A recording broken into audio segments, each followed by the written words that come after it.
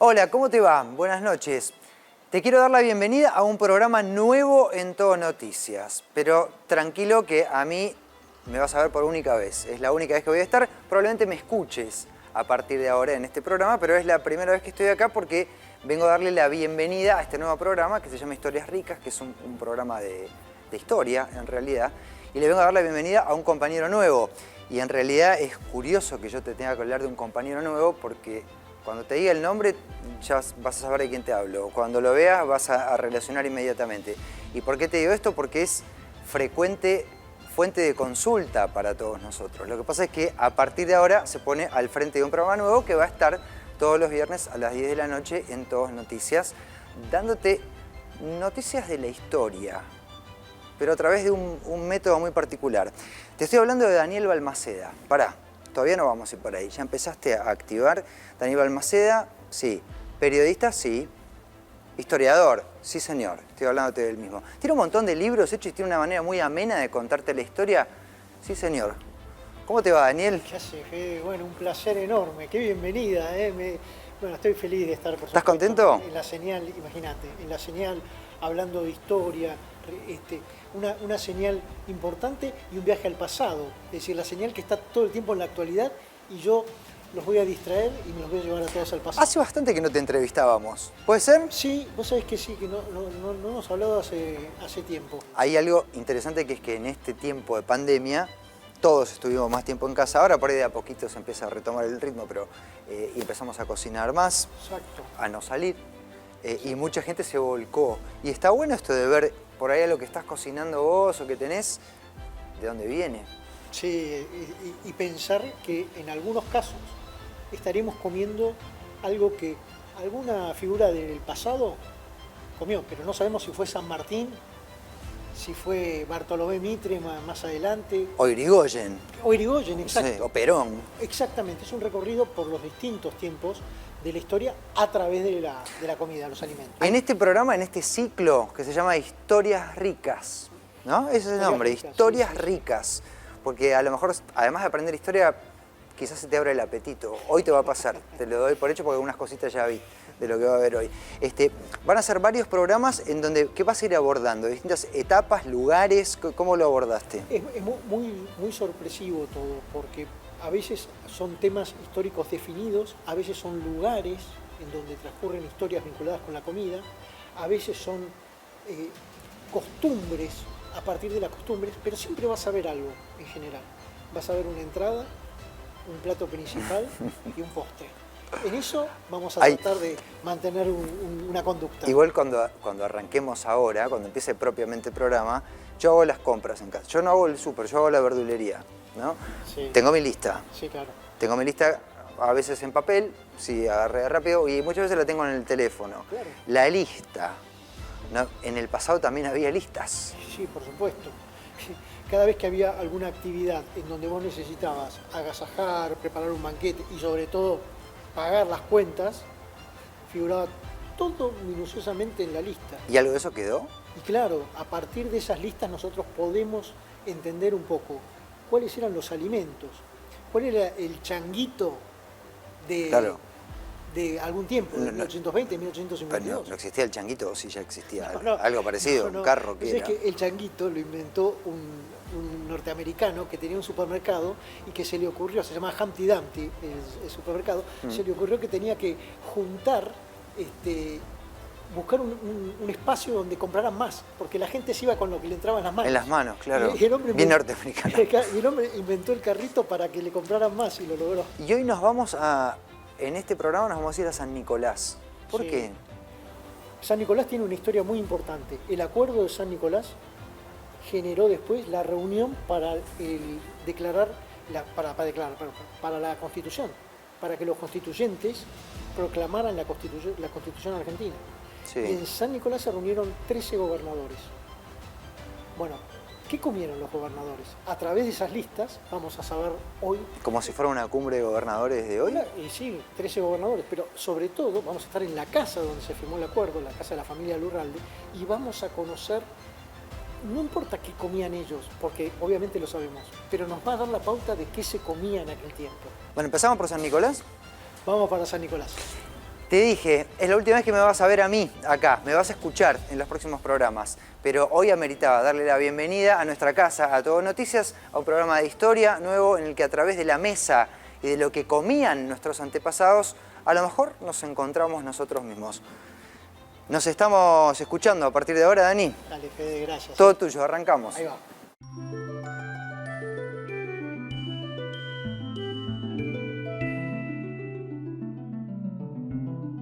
Bienvenidos a Historias Ricas, un programa que nos va a llevar por el mundo de los sabores de la patria.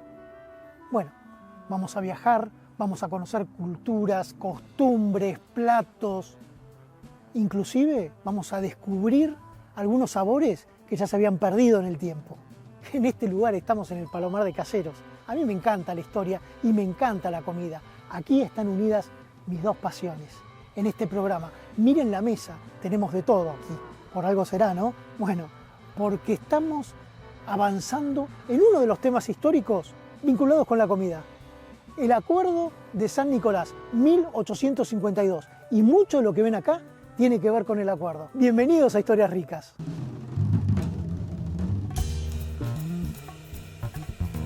Empecemos por el principio. El Acuerdo de San Nicolás fue un pacto firmado el 31 de mayo de 1852 por las 14 provincias argentinas, aunque solo 13 lo ratificaron, porque finalmente la provincia de Buenos Aires lo rechazó. Estaban presentes Justo José de Urquiza, Benjamín Virasoro, Domingo Crespo, Pedro Pascual Segura, Nazario Benavides, Pablo Lucero, Manuel Taboada, Celedonio Gutiérrez, Manuel Vicente Bustos y Vicente López y Planes. El objetivo de este acuerdo era sentar las bases de la Organización Nacional de la Argentina. Y esto es lo más importante, este acuerdo sirvió como precedente a la sanción de la Constitución Nacional de 1853. Pero volvemos a lo nuestro, la historia de la gastronomía. Historias Ricas te va a presentar la lista de alimentos que llevó la comitiva de Buenos Aires, que estaba encabezada por Vicente López y Planes, para saber qué comían y cómo preparaban sus banquetes los gobernadores durante la firma del acuerdo, que tuvo nada más y nada menos que 7 pasos. Sí, señor, escuchaste bien, el menú en pasos no es algo de ahora. Según investigamos, viene de hace más o menos 170 años y hoy vas a conocer cuáles fueron esos pasos en San Nicolás.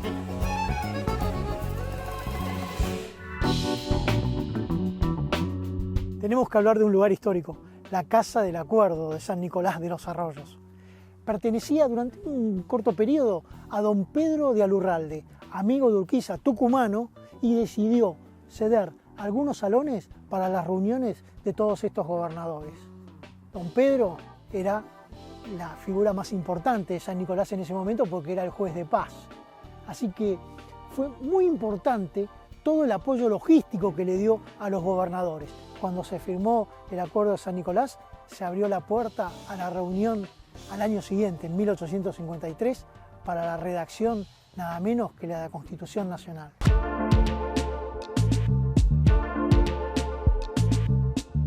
Es emocionante ingresar a esta casa en donde hubo figuras tan importantes de nuestra historia. ¡Qué emoción! Quiero recordarte el contexto histórico de todo esto. Batalla de Caseros, Urquiza, Rosas, hay que empezar a organizarse. La idea general era la organización nacional y se reunieron en esta misma casa por una convocatoria de Urquiza. Pero ¿quiénes se reunieron? ¿Y qué pasó ahí? Hay que tener en cuenta la importancia de encontrar el acuerdo.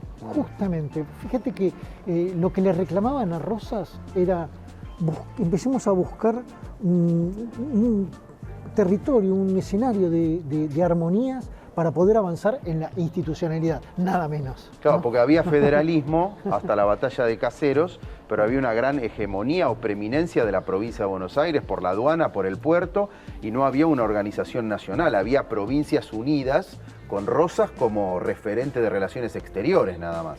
Exacto.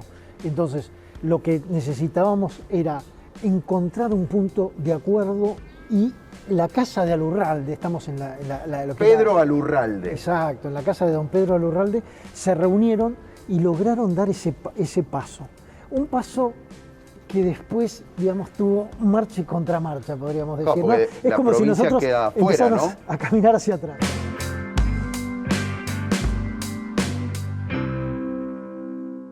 El antecesor del acuerdo de San Nicolás fue la batalla de Caseros. Por eso estamos justamente en el Palomar de Caseros, en el lugar donde Urquiza venció a Rosas en la famosa batalla y después reunió a los gobernadores de las provincias argentinas en San Nicolás para realizar el acuerdo y sentar las bases de la Organización Nacional Argentina. Pero Vicente López y Planes parece que algún percance tuvo porque firmó el acuerdo y cuando volvió a Buenos Aires, todo volvió atrás. No se lo aprobaron. ¿Qué pasó? La realidad, Diego, es que a Vicente López y Planes no le fue muy bien cuando volvió a Buenos Aires. Así es, firmó y después todo volvió para atrás porque no se lo aprobaron. Exactamente, la legislatura no aprobó, por lo tanto, de los que acordaron en San Nicolás, Buenos Aires quedó al margen. Buenos Aires no participó de la redacción de la Constitución, la de 53. Tal cual. Por un tiempo quedó afuera. Exactamente. Bueno, fíjate el lugar donde estamos, ¿no? Qué agradable es conocer los sitios históricos, vivir la experiencia de tantos años de un lugar que, bueno, el Palomar tiene una particularidad. Sí, totalmente. Nos remite a la paloma y uno dice, ¿mensajeras o comestibles? No, absolutamente comestibles. Los palomares era la cría, era el corral, para decirlo en términos de otros animales, era la cría de la paloma y del pichón para comer.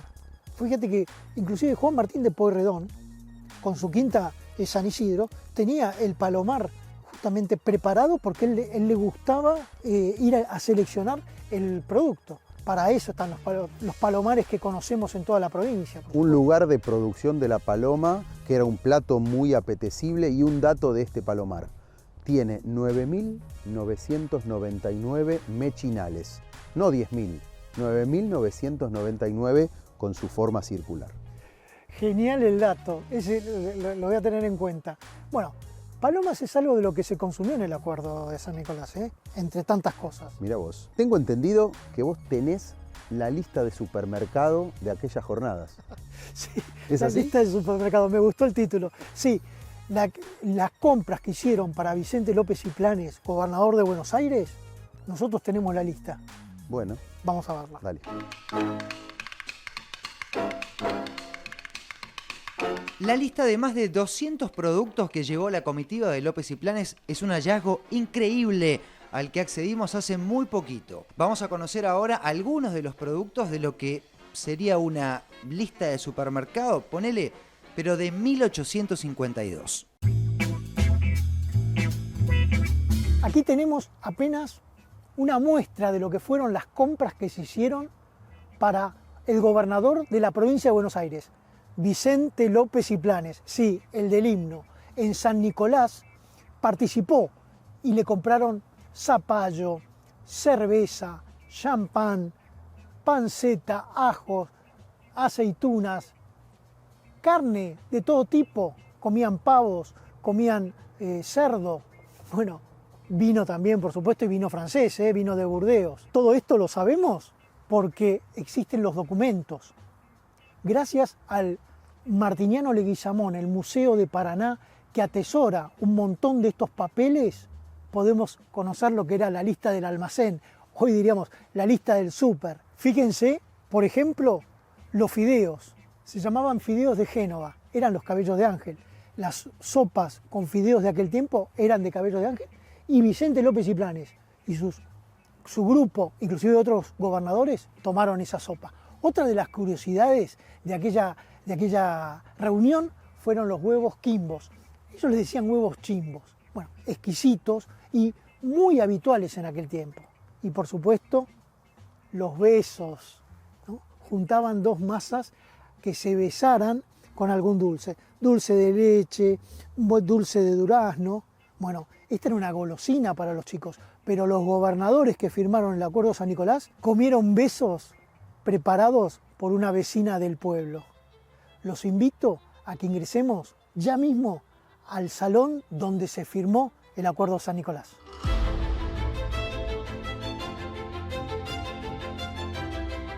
Entrar a esta sala es realmente inspirador, ya que es uno de los sitios fundacionales de la Argentina. Como sitio histórico solo lo podemos comparar con el Cabildo, con la Casa de Tucumán, la Chacra de Caseros y el Palomar, donde ocurre la Batalla de Caseros. Y algo llamativo es que estos sitios están de alguna manera hermanados por lo fundacional. ¿Vamos a la Sala del Acuerdo? Son hitos históricos y por suerte tenemos la preservación de lugares como la Sala del Acuerdo y la casa. Porque fíjate que la casa de Tucumán se tiró abajo. Así es. En cambio, esta se preservó.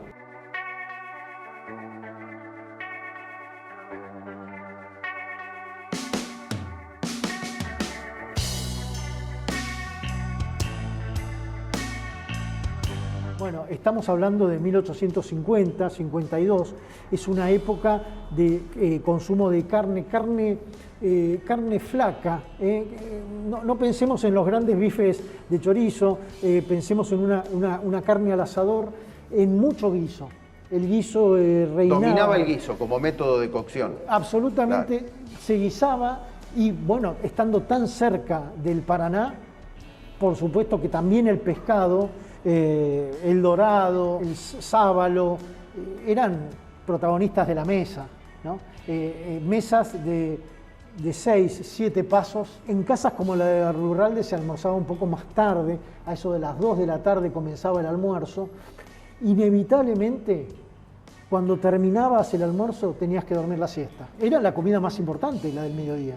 Entonces, obviamente que comían. Pensá que 7 pasos es un plato, otro, ¿no? Comida muy espaciada, probablemente con vinos. Inclusive ya en esa época teníamos vinos de San Juan y Mendoza, además de la uva criolla que reinaba en todo el territorio. ¿Se comía con la mano o con cubiertos? ¿Todos tenían vajilla? ¿Algunos tenían vajilla? Si nos remontamos a 1810, 1820, vamos a ver que no hay suficiente vajilla para cubrir toda la mesa.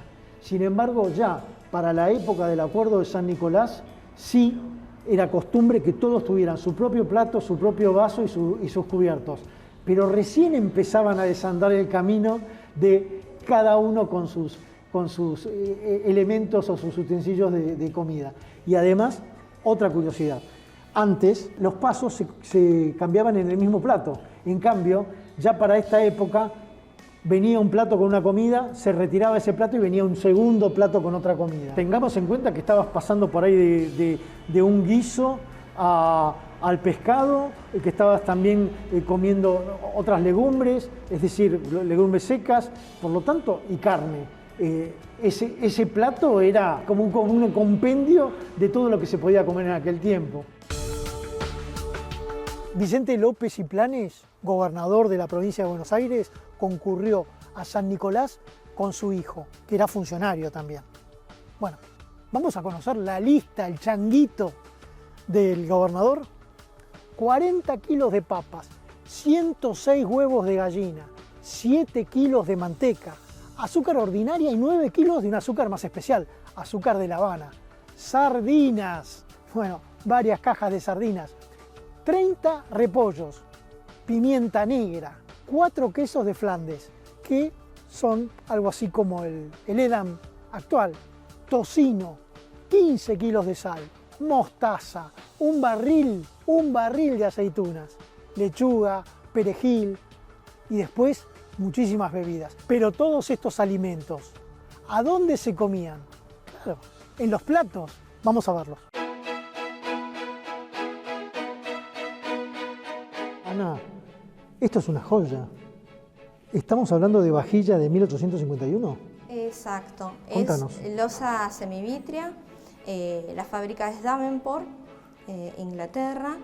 Esta vajilla se creó especialmente para Justo José de Urquiza, para un evento muy importante que hubo en Gualeguaychú.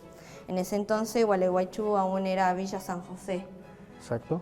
Y, ¿pero por qué decís para Urquiza? ¿Es por las referencias? Exactamente, es por las referencias que hay en la vajilla. Cada una tiene su nombre, está personalizado. Bueno, voy a leer una. Viva el gobernador Urquiza, y después dice, soy de Luis Acosta. De Luis Acosta. Soy es el plato. El plato dice, yo pertenezco a Luis Acosta.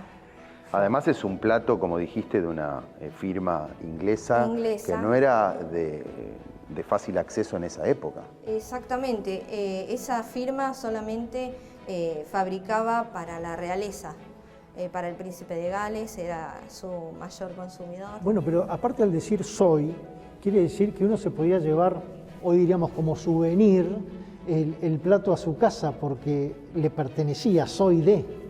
Sí, acá podemos ver que son varias piezas y no era que solamente el plato, sino que también tenía su bandeja de goteo en este caso, tenía también su plato de postre, el plato principal, es decir, toda una vajilla completa personalizada por cada invitado. Te pregunto algo, Ana, ¿se usaron estos platos? ¿Tienen un vestigio de uso? Sí. Sí, esto podemos ver con microscopio, inclusive con la lupa podemos en observar. Este en particular, ¿no? Las marcas que dejaron la cubertería. Ah, sí, claro. Sí, ahora sí. Sí, es genial. Bueno, los gobernadores se reunieron en San Nicolás y todos tuvieron una vajilla especial. Bueno, algunos llegaron tarde. Salieron un poco tarde ya para empezar. Cuando llegaron a San Nicolás, ya habían firmado el acuerdo y no quedaba nadie. Llegaron tarde para la firma. Llegaron tarde para la firma y para la reunión con los demás gobernadores. Bueno, ¿qué hicieron en ese caso? Por supuesto que San Nicolás los recibió con los brazos abiertos y los atendió. Bien. Bueno, contrataron un cocinero que se llamaba Pascual Brumier, un francés, al que le pagaron por atenderlos a ellos en todo momento. Ellos estaban como en una etapa previa a seguir viaje a Buenos Aires, más precisamente a Palermo, donde sí firmaron el acuerdo. A posteriori. O sea, para ellos el acuerdo de San Nicolás fue más bien el acuerdo de Palermo, para ellos dos. Bueno, Juan e Isabel fueron las dos mujeres que contrataron, vecinas de San Nicolás, para cebarle mate a los dos gobernadores. Cada uno tenía su cebadora y con unas particularidades, porque por supuesto cada uno tenía su mate, cada uno tenía sus pavas, porque las cebadoras se encargaban especialmente de atender a su gobernador, ¿no? Y lo curioso es que corrían por un pasillo en busca de la cocina siempre queda lejos de los lugares donde se reúne la gente, corrían por esos pasillos a buscar una pava un poquito más caliente, claro, para tener siempre bien atendidos a los dos demorados del acuerdo de San Nicolás, una ciudad que tiene tantas cosas para mostrarnos.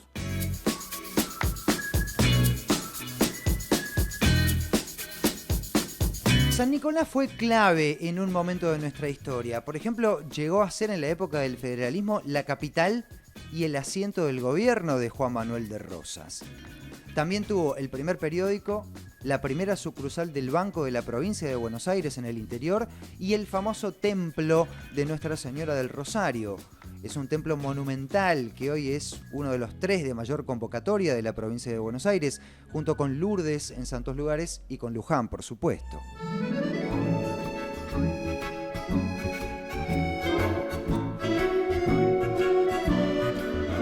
Volvamos ahora al Pacto de San Nicolás. ¿Por qué se decidió que el pacto se hiciera en la ciudad de San Nicolás? Además de ser una de las ciudades más importantes de la región y de haber sido escenario de múltiples hechos que marcaron la historia de la formación de nuestro país, Urquiza, puntualmente, tenía una relación personal con San Nicolás. Los locales lo habían ayudado cuando en 1841 tuvo que refugiarse en la isla Tonelero, muy cerca de la ciudad. Pero vamos otra vez a la Casa del Acuerdo para conocer la escritura original de compra de esta propiedad. Lo que tenemos es la escritura de venta de la casa histórica de 1849, o sea, la escritura de cuando... ¿Compraron la casa? Exactamente. Al Urralde. Pedro del Urralde, sí, que era el juez de paz en el momento de la firma del acuerdo, compra la casa en 1849 y bueno, va a vivir en esta casa hasta 1854, que es cuando la vende, y regresa. Acá encontramos otro detalle histórico muy llamativo. Alurralde era alguien muy allegado a Urquiza, pero la escritura comienza paradójicamente con este texto: Viva la Confederación Argentina, mueran los salvajes unitarios. Daniel nos cuenta por qué. Porque vos fíjate que los documentos oficiales de la época del rosismo tenían que tener ese encabezamiento.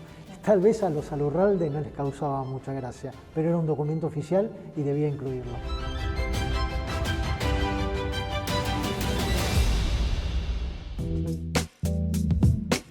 Ahora quiero que conozcas uno de los 14 documentos originales del Acuerdo de San Nicolás de 1852 y también otra joya histórica, pero en este caso única.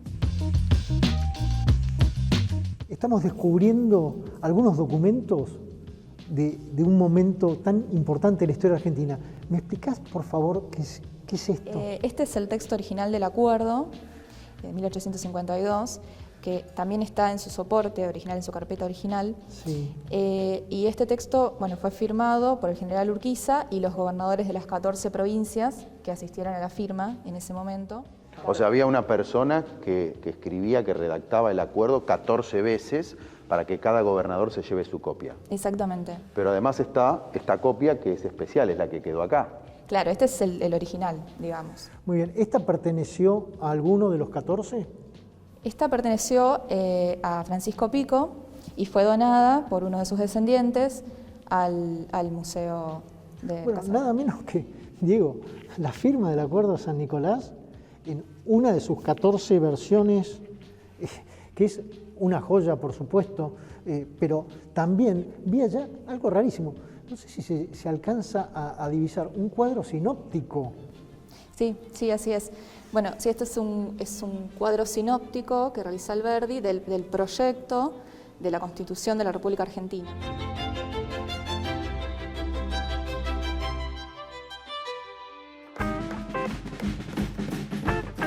Qué curioso, ¿no? El cuadro sinóptico que hizo Juan Bautista Alberdi. Bueno, pero ahora vamos a pasar a las carnes del Acuerdo de San Nicolás. Carnes de todo tipo, carnes rojas, carnes blancas, ternera y pollo, perdices y cerdo, de todo había. Bueno, todo lo que se llamaba volatería, o sea, todo animal que volaba terminaba en la mesa del acuerdo. Era un clásico de 1850, la volatería, y por supuesto que había, como estamos ahora en el palomar, también había pichones y había palomas. En general, aderezados con mostaza, pero también mucha combinación con dulces.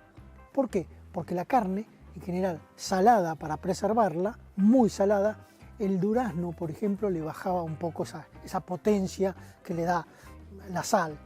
Y además le agregamos a la carne verduras, pero verduras asadas. Bueno, acá tenemos algunas posibilidades para mostrar, pero así era la comida en aquel tiempo. En muchas de las cocinas de la Argentina se preparaban estos platos. Lo voy a afirmar, pero ¿con qué? Con la pluma que probablemente haya sido la que usaron los gobernadores para firmar el acuerdo. Esta pluma fue uno de los últimos hallazgos que hemos hecho en las investigaciones de colecciones de conservación. Es de hueso y la pluma es de acero. Lo que queda de la pluma. Exacto, una rotura ex profeso se le llama, quiere decir que ya no se va a firmar ningún otro acuerdo además de con esa pluma. Vos sabés que es exactamente lo que pasaba con los brindis. Cuando se hacía brindis se rompían las copas para no profanar ese momento con un brindis posterior. Con las plumas ocurría lo mismo. Por lo tanto, si bien coinciden los tiempos y todavía nos falta el paso final para poder determinar que efectivamente fuera del acuerdo, lo que sí podemos decir es que con esta pluma se firmó algo muy importante y después ya cumplió su tarea en esta tierra.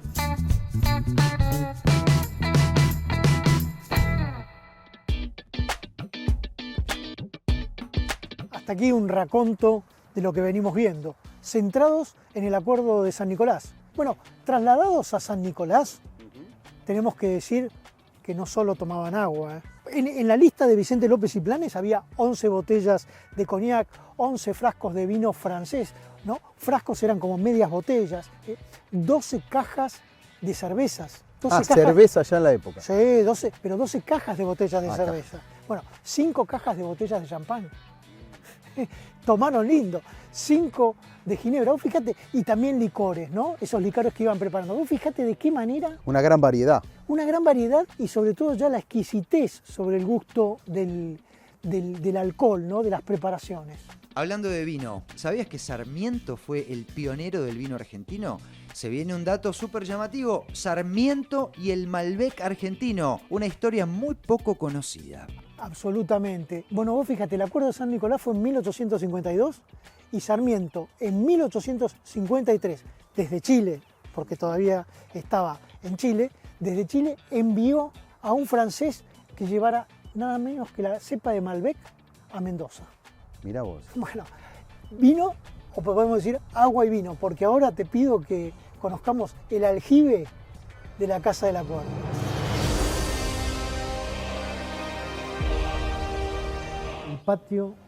El primer patio de la Casa del Acuerdo, la casa de Alurralde, pero con una característica, un aljibe en el primer patio. Sí, suena extraño porque se supone que los pozos de agua estaban en el segundo patio de las casas de la época. En los registros, cuando empezamos las investigaciones sobre la casa y las colecciones el año pasado, en 2020, entre otras cosas, pudimos chequear que efectivamente, como suponíamos, el aljibe no es original de la casa. El aljibe se coloca cuando el edificio se restaura y se prepara para museo. Y en esa época se pensaban los museos y las casas y era como que el símbolo del aljibe daba cuenta de esa antigüedad. O sea, un agregado como para tratar de marcar el tiempo, pero además en este primer patio tenemos aljibe y cañones, algo que tampoco coincide mucho con la temática. Con la temática de un acuerdo, ¿no? Exactamente, sí.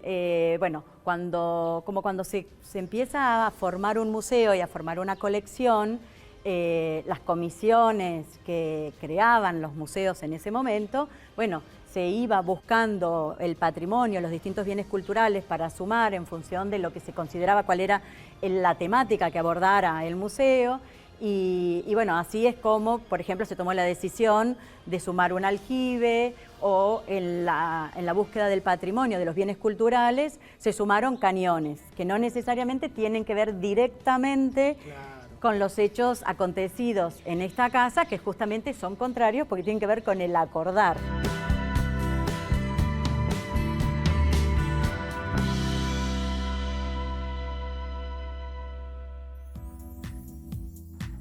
Vamos a una corta pausa, pero antes los dejo con un entremés histórico.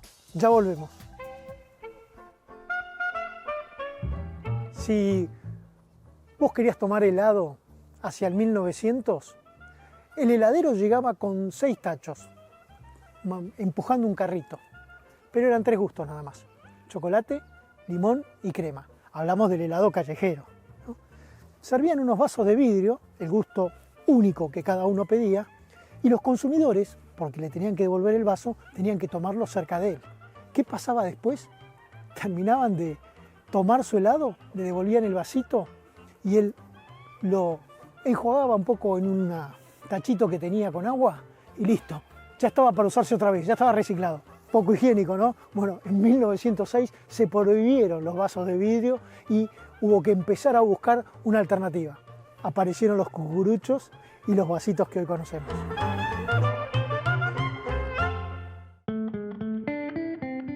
Al momento de servir, la delicadeza es fundamental. Apretar suavemente hasta sentir el punto de quiebre es lo que diferencia a un iniciado de un experto. Iniciados, bienvenidos a una vida más fresca. Ives.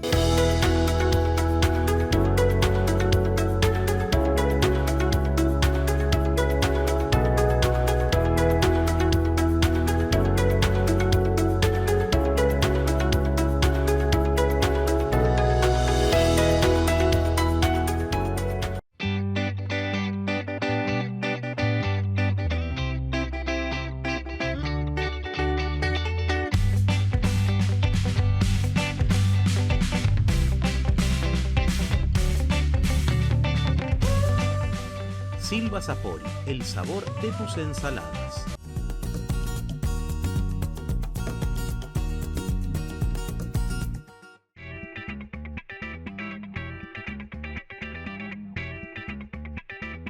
Bienvenidos al segundo bloque de Historias Ricas. Arranquemos. En este segundo bloque de Historias Ricas vamos a conocer la famosa biblioteca de la Casa del Acuerdo con ejemplares realmente únicos. Pero antes vas a descubrir cómo era una mesa dulce en 1852, en tiempos del Acuerdo de San Nicolás. Sí, parece que la mesa dulce de las fiestas actuales, sí, también viene del 1800. Llegamos a los dulces. Aquel tiempo era muy dulcero. Fíjense lo que tenemos acá. Dulce de durazno, dulce de leche, batata, membrillo, los huevos quimbos, higos, dulce de naranja, de todo. ¿Saben que hay una curiosidad muy importante para que entendamos de una vez por todas la importancia de los pasteles? Dentro de los dulces, uno de los más preferidos en 1852 eran los dulces de los pasteles de carne. Pastel de carne dulce. Por eso cuando nosotros vemos algunas empanadas con pasas de uva, con azúcar, bueno, en realidad están imitando esa costumbre. ¿Saben que en 1852, en San Nicolás, los gobernadores consumieron muchísimo más pasteles de carne como dulces que empanadas? Era la costumbre de la época. Bueno, ahora quiero que conozcan la biblioteca de la Casa del Acuerdo. Vamos porque es soñada.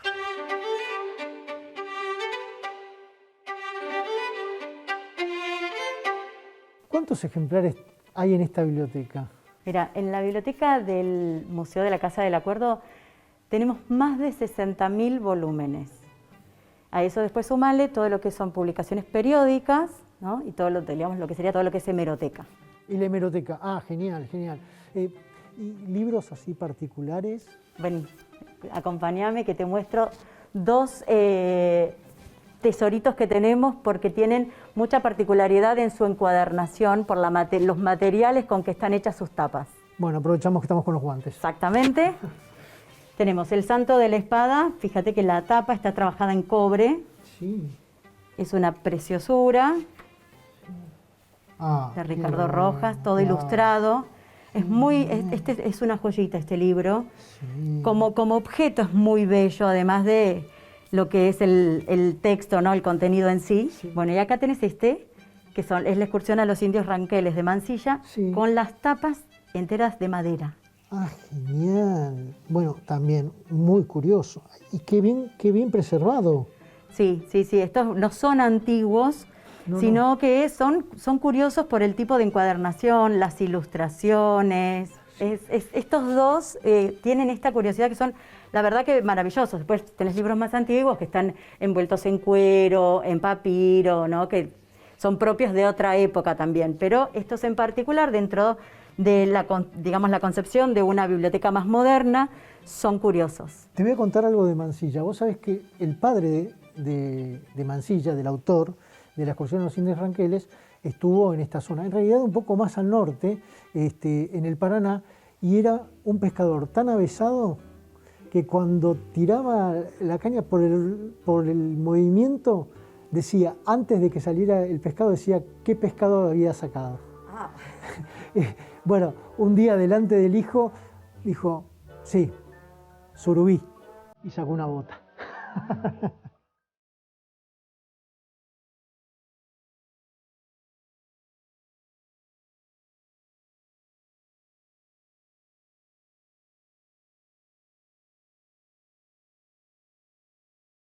Una pausa bien cortita y ya volvemos con más historias ricas.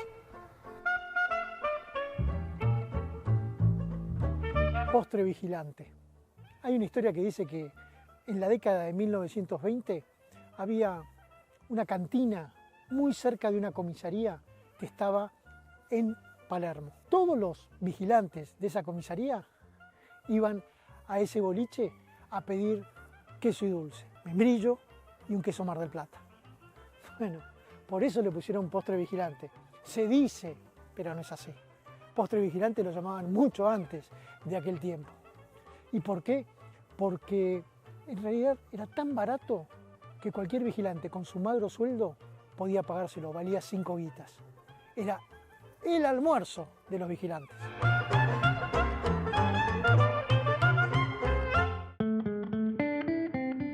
Al momento de servir, la delicadeza es fundamental.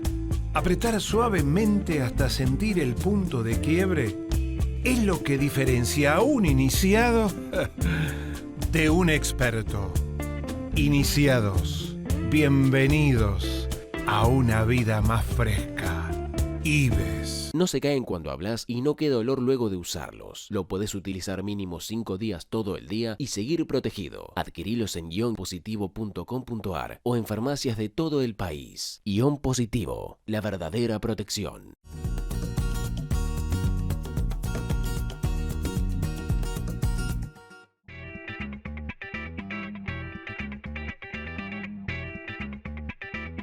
Llegamos al tercer bloque de Historias Ricas. Imperdible. En este tercer bloque vas a conocer la otra vida de la casa de Alurralde, con colores y sonidos totalmente diferentes. Y después vas a ser testigo del famoso menú de 7 pasos de la firma del acuerdo en 1852. Esta casa tuvo una... Antes que ser la casa del acuerdo, fue una casa particular y después también siguió siéndolo. Exactamente. Por lo tanto, hay otra vida que en estas paredes que no ha sido reflejada todavía como corresponde. Mira, justamente esto que mencionás es un punto sumamente importante para nosotros y es donde estamos trabajando, que es en poner en valor las personas que habitaron, que le dieron sonido a estas paredes. Como bien decís, era una casa familiar en tiempos de la firma del acuerdo. Nosotros hablamos de la familia Alurralde Helguera, Pedro Alurralde, Crisanta Helguera, que con sus hijos, pero vivieron muy poquito tiempo en esta casa. Después sucedieron otros habitantes, otras familias, de los cuales estamos iniciando investigaciones para seguir construyendo esa historia de esas personas que crearon costumbres, hábitos, desarrollaron una vida familiar aquí y poder abordar justamente vida cotidiana, en principio a mitad del siglo XIX para contextualizar el acuerdo. El momento del acuerdo. Pero eso no quita que sigamos trabajando vida cotidiana hasta la década del 30 del siglo XX, que es cuando se pasa este museo, este edificio se convierte en museo. Bueno, nada mejor que descubrir cosas, eso me encanta. Gracias por esta visita. Por favor, muchas gracias a ustedes por venir a visitarnos.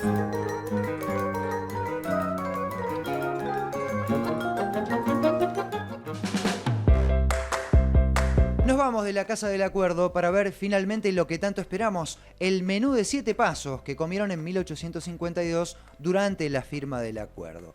Parece que las comidas por pasos, que hoy son tan cool y modernas, no son tan modernas como imaginabas.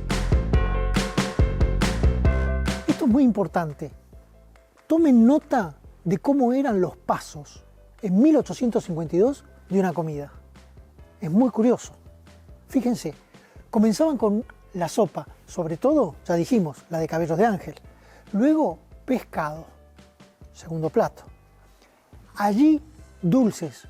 Necesitaban limpiar el paladar o cambiarlo después del pescado y venían los dulces.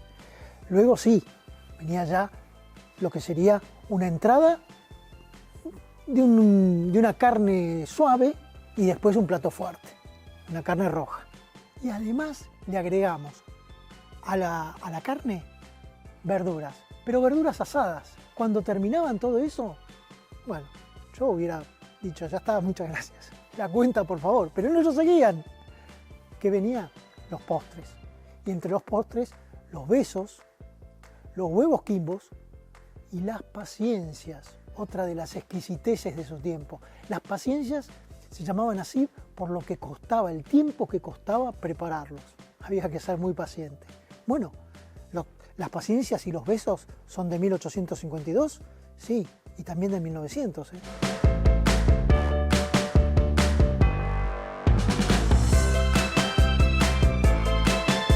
Espero que les haya gustado este programa de Historias Ricas, de sabrosos relatos. Nos vemos pronto, chao. En el próximo capítulo de Historias Ricas vamos a hablar de un gran protagonista de la historia argentina, el gaucho. El gaucho es un hombre simple, es un hombre del llano, más lo que nosotros representamos, nos gusta, que tiene que ver con el gaucho bonaerense, con de la llanura. Vas a conocer los detalles de su vida, sus costumbres y sobre todo su alimentación. ¿Qué cortes de carne comían los gauchos? Habiendo tantos cortes, fíjate que en aquel tiempo la lengua era el primer plato y te diría que no sé si hubo gaucho que no la probara. Te prometo un maravilloso capítulo en donde se mezclan Juan Moreira, Don Segundo Sombra y obvio el glorioso Martín Fierro. Vamos a viajar por gran parte de la provincia de Buenos Aires, visitando pulperías, boliches de pueblo, almacenes de ramos generales y fortines gauchos.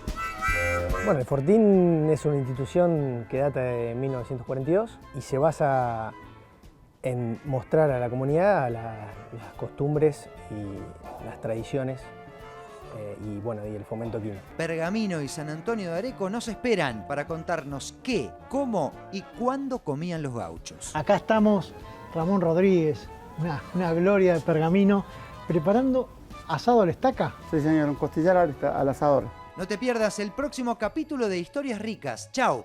Nos vemos la semana que viene con los sucesos de paladar argentino en Historias Ricas.